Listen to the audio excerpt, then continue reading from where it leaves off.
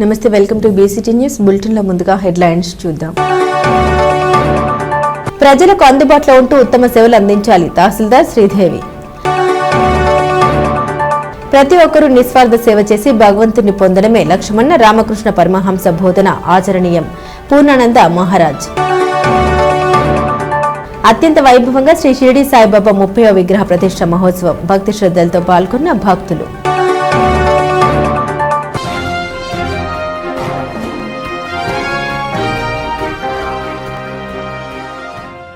స్వరాజ్య స్వప్నాన్ని సాకారం చేసిన మహానాయకుడు, ధైర్య సాహసాలకు ప్రతీక, ప్రజల మనసుల్లో చిరస్థాయిగా నిలిచిన ఛత్రపతి శివాజీ మహారాజ్ జయంతిని ఘనంగా నిర్వహిస్తారు. 1630 ఫిబ్రవరి 19న మహారాష్ట్రలోని శివనేరికోట్లో ఒక శిశువు జన్మించాడు. అదే శిశువు తర్వాత భారత చరిత్రలో అజరామమైన పేరు పొందిన శివాజీ మహారాజుగా పేరు ప్రఖ్యాతులు సాధించారు. తల్లి జీజాబాయి ఇచ్చిన సంస్కారాలు, దేశభక్తి భావాలు చిన్న వయసులోనే ఆయనలో నాయకత్వ లక్షణాల్ని పెంపొందించాయి. స్వదేశం కోసం, స్వరాజ్యం కోసం పోరాడాలని సంకల్పించారు. శివాజీ మహారాజ్ గెరిల్లా యుద్ధ పద్ధతులకు నాంది పలికారు. అడవులు, కొండలు, కోటలను వినియోగిస్తూ శత్రులపై ఆకస్మిక దాడులు చేశారు. మొఘల్ చక్రవర్తి ఔరంగజేబ్ సైన్యానికి సవాల్ విసిన మహావీరుడు ఆయన. తన తెలివితేటలు, వ్యూహాత్మక నైపుణ్యంతో చిన్న సైన్యంతోనే అనేక విజయాలను సాధించారు.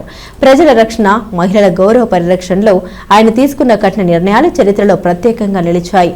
1674లో శివాజీ మహారాజ్ ఘనంగా రాజ్యాభిషేకం జరుపుకున్నారు. స్వరాజ్యాన్ని అధికారికంగా స్థాపించారు. అష్టప్రధాన మండలి ఏర్పాటు చేసి సమర్థవంతమైన పాలన అందించారు. సముద్ర దళం ఏర్పాటు చేసి భారత నౌకా దళానికి పునాది వేశారు.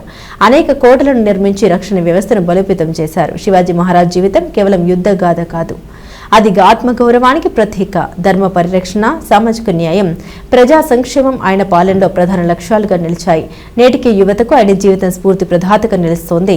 దేశవ్యాప్తంగా శివాజీ జయంతి వేడుకలు ఘనంగా కొనసాగుతున్నాయి. శివాజీ మహారాజ్ విగ్రహాలకు పూలమాల వేసి నివాళులర్పిస్తున్నారు. స్వరాజ్య స్ఫూర్తిని మనసులో దాల్చుకుని దేశ అభివృద్ధికి కృషి చేయాలని నాయకులు పిలుపునిస్తున్నారు. ధైర్యం, నాయకత్వం, ఆత్మగౌరవానికి చిరునామా ఛత్రపతి శివాజీ మహారాజ్. బాపట్ల పట్టణంలోని కొత్త బస్టాండ్ వద్ద వేంచేసుకున్న శ్రీ షిరిడి సాయిబాబా వారి దేవాలయంలో బాబావారి 30వ విగ్రహ ప్రతిష్ఠ వార్షికోత్సవాన్ని అత్యంత వైభవంగా నిర్వహించారు. స్వామివారికి ప్రత్యేక అభిషేకాలు, హారతులు, సాయినామ జపం నిర్వహించడం జరిగిందని సాయిబాబా సేవా సమితి కార్యదర్శి ఉప్పాల వీరయ్య అన్నారు.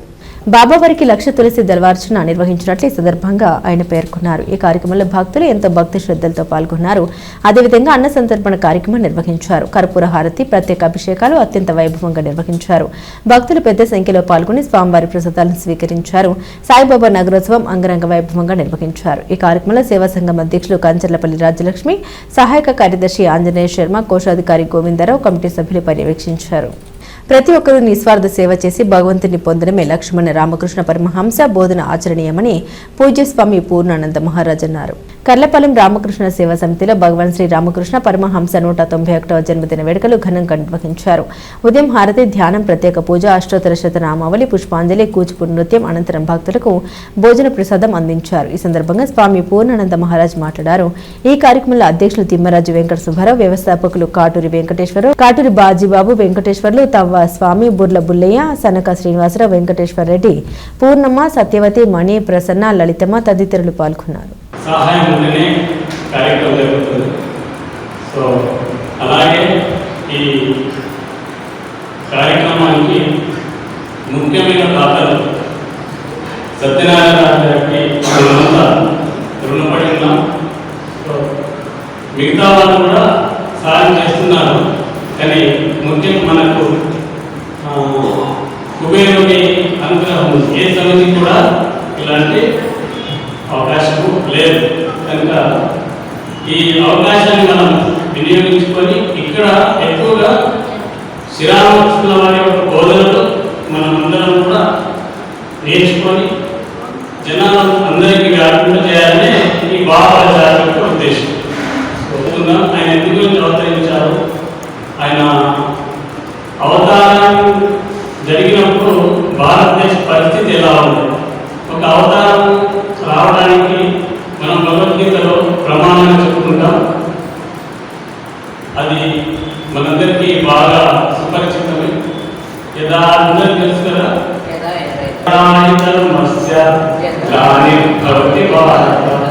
అభ్యుత్థానమస్య తదా పవిత్రమున వినాశాయ ధర్మ సంస్థాపనాయ సంభవామి యుగే యుగే. పరమాత్మ మనకి శ్రీరామకృష్ణ పరమాత్మ రూపంలో ఈ యుగంలో అవతరించారు.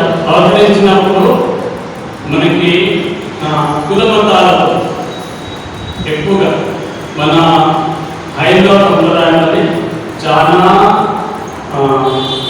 గొడవలు ఉండేవి. శివుని ఆరాధించే వాళ్ళు, విష్ణు ఆరాధించే వాళ్ళ మధ్యలో, మరియు అమ్మవారిని ఆరాధించే వాళ్ళ మధ్యలో, ఇలా అందరిలో భేదాభిప్రాయాలు ఉండేవి. సో ఇప్పుడు ఆయన జగనానికి ఉంది అనేది మనందరికీ తెలుసు. మరోసారి తెలుసుకున్నాం. సో శ్రీరామకృష్ణ వారి తండ్రి గారు సుధీరామచంద్ర, ఆయన మహా సత్య పరిపాలన యోగాభ్యాసాలు అన్ని రకాల శాస్త్రాలు తీసుకుంటారు. మనం చెప్తాం ఆయనకి తెలియడానికి ఏం లేదు. చూస్తానికి చాలా చక్కటి వర్ణంగా ఉంటాడు ఆయన. అదే వివేకానంద అంటారు, ప్రపంచంలో అద్భుతమైన శక్తి అనేది ఆయన చెప్తుంటారు. అటువంటి శక్తి గల మహానుభావుడు శ్రీరామకృష్ణ. ఆయన అదేవిధంగా దానికి కావలసిన కార్యక్రమాలు ఎంతో మందికి నేర్చుకుంటారు. చాలా మంది గొప్ప గొప్ప మహనీయుల దగ్గర తార్కిక శక్తులు, తత్వశక్తులు, రసశక్తులు, అన్ని రకాల శక్తులు తీసుకుంటారు. అన్ని రకాల శక్తులు ఉపాసన కూడా చేస్తారు. ఆయన చేసి కార్యానికి పూర్తి స్థాయిలో తీసుకొస్తారు. ఆయన పిలిస్తే పోతుంది అనుకోవాలి. ఆయన అంటారు వివేకానంద కాళికాదేవి చూసారా అంటారు. 81లో తెలిసారు. అప్పుడు ఆయన చదువుతాడు, కాళికాదేవి చూసిన నీకు చూపిస్తారా? అప్పుడు ఆయన చూపిస్తాం జరుగుతుంది. ఆయన స్పష్టంగా ఆయన పొందించిపోతాడు వివేకానంద. పొందించిపోయి కాళికాదేవి సాక్షాత్కరిస్తారు వివేకానంద కూడా. అది అద్భుతమైన విషయం. అలా వాళ్ళ యొక్క అభినందన, వాళ్ళ యొక్క సంబంధాలు ఎంత నుంచి మొదలు పెట్టుకొని 86 దాకా కేవలం 4 సంవత్సరాలు మాత్రమే ఆయన సాంగత్యం చెందారు. ఈ 4 సంవత్సరాలలో ఆయన నేర్చుకున్న మహా అద్భుతం. ఆయన ఇంకే ప్రత్యేకంగా ఏం చెప్పరు. ఆయనతో చిన్న చిన్న పాటలు పాడేసాం, చిన్న చిన్న ఉపన్యాసాలు చేస్తారు. రామకృష్ణ పరమహంసలో ఉన్న అత్యంతమైన శక్తి ఏంటంటే ఎవరికి ఎలాంటి ప్రత్యేక బోధన చేయడం. ఆయన చిన్న చిన్న కథలలాగా చెప్పి శిష్యుల్ని ఎంతో ఉపదేశం చేస్తారు. ఆయనకున్న శిష్యుల యొక్క శ్రీ రామచంద్ర ఆయన, అదేవిధంగా కేశవనాథ్, అదేవిధంగా వీళ్ళంతా మహా గొప్ప గొప్ప అతి మేధావులు ఉంటారు. వాళ్ళలో ఆయన రోజుల్లో చిన్న సమావేశాలు పెట్టాడంటే కొన్ని వందల మంది వచ్చి కూర్చున్నారు. ఆయన చెప్పే ఎంతటి భాష, ఆ భాష సరళీకృతమైన భాష, ఎలాంటి సంస్కృతాన్ని వాడేవాళ్ళు స్వామి. అటువంటి భాషను ప్రజలకు అర్థం చేసుకుని వాళ్ళని ఆకర్షించడం జరుగుతుంది. అదేవిధంగా ఆయన చాలా కాలం కలకత్తాలో దక్షిణేశ్వర్లో కలగడం జరుగుతుంది. చాలా కేవలం 5 సంవత్సరాలు వివాహం చేసుకుంటారు. చేసుకున్న తర్వాత తీసుకురావడం జరుగుతుంది. తల్లి పూర్తి సేవలు అందిస్తుంది. రామకృష్ణ పరమహంస చెప్తున్నాం, మాతృమూర్తి సగం భాగం అని చెప్తారు. రామకృష్ణ పరమహంస నేనంటూ 4 సగం తల్లి అని చెప్తారు. బాపట్ల జిల్లా పిట్టలవానిపాలెం మండలం చందోలు శివారెడ్డిపాలెం సెంటర్లోని శ్రీ బషీర్ బాబా ఆశ్రమంలో ఈ నెల 20వ తేదీన బాబా గ్రంథ మహోత్సవం జరుగుతుందని నిర్వాహకులు తెలిపారు. గ్రంథ మహోత్సవం అనంతరం భక్తులకు అన్న సంతర్పణ కార్యక్రమం నిర్వహించనున్నట్లు వివరించారు. ప్రజలకు ఉత్తమ సేవల్ని అందించాలని తహసీల్దార్ కె శ్రీదేవి అన్నారు. కర్లపాలెం స్థానిక ఎంపీడీఓ కార్యాలయంలో మండల స్థాయి ఉద్యోగులతో సమావేశం నిర్వహించారు. ఈ సందర్భంగా శ్రీదేవి మాట్లాడారు. ప్రజలకు అందుబాటులో ఉండి ప్రభుత్వ సేవల్ని ప్రజలకు చక్కగా అందించాలని కోరారు. శాఖల అధికారుల పనితీరును పరిశీలించారు. ఈ కార్యక్రమంలో మండల విద్యాశాఖ అధికారి TU Manoranjani, deputy MPDO Ayinampudi Srinivasarao, Padmavathi, Panchayati Raj AE, వివిధ శాఖల అధికారులు పాల్గొన్నారు. బులెటిన్ ముగించే ముందు హెడ్లైన్స్ మరోసారి. ప్రజలకు అందుబాటులో ఉంటూ ఉత్తమ సేవలు అందించాలి. తహసీల్దార్ శ్రీదేవి. ప్రతి ఒక్కరూ నిస్వార్థ సేవ చేసి భగవంతుని పొందడమే లక్ష్యమన్న రామకృష్ణ పరమహంస బోధన ఆచరణీయం. పూర్ణానంద మహారాజ్. అత్యంత వైభవంగా శ్రీ షిరిడి సాయిబాబా 30వ విగ్రహ ప్రతిష్ఠ మహోత్సవం. భక్తి శ్రద్ధలతో పాల్గొన్న భక్తులు.